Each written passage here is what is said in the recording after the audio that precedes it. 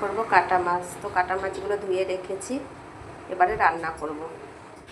এবারে হলুদ ও নুন দিয়ে মাছটা মেখে নেব। হলুদ দিয়ে দিলাম,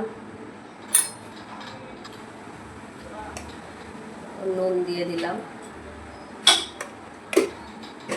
এবারে ভালো করে নুন হলুদগুলো মাখিয়ে মাছগুলো ভাজা করে নেব।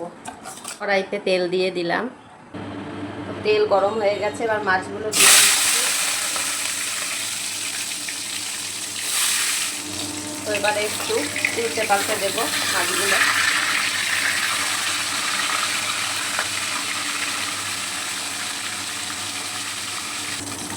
তো মাছ ভাজা হয়ে গেছে, এবার মাছগুলো তুলে নেব। ভাজা হয়ে গেছে। এখানে সর্ষে, পোস্ত, কাঁচা লঙ্কা বেটে নিয়েছি, তার মধ্যে হলুদ, নুন, সামান্য চিনি ও টমেটো কুচি রেখেছি, আর পেঁয়াজ কুচি, গোটা লঙ্কা আর ধনেপাতা কুচি করে নিয়েছি। জিরে ফোড়ন দিচ্ছি। এবারে পেঁয়াজ কুচিগুলো দিয়ে দেবো।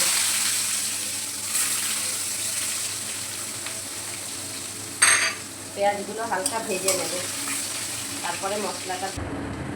পেঁয়াজ ভাজা হয়ে গেছে, এবারে আমি মশলাটা দিয়ে দিচ্ছি। এবারে নেড়ে চেড়ে ভালো করে কষিয়ে নেব মশলাটা। তো মশলা কষানো হয়ে গেছে, এবারে আমি একটু জল দিয়ে দিচ্ছি, বেশি জল দেবো না। তো এরপরে ফুটে উঠলে আমি মাছ ভাজাগুলো দিয়ে দেবো। তো ফুটে উঠেছে ঝোলটা, এবারে মাছ ভাজাগুলো দিয়ে দিচ্ছি। তো আর একটু ঝোলটা একটু টানিয়ে তারপরে ধনেপাতা কুচি ছিটিয়ে তারপরে নামিয়ে দেবো। তো দেখতে থাকুন বন্ধুরা আমার রান্নার ভিডিওটি প্রথম থেকে শেষ অবধি। তো এবারে ধনেপাতা কুচিগুলো দিয়ে দিচ্ছি, কাঁচা লঙ্কাগুলোও দিয়ে দিলাম।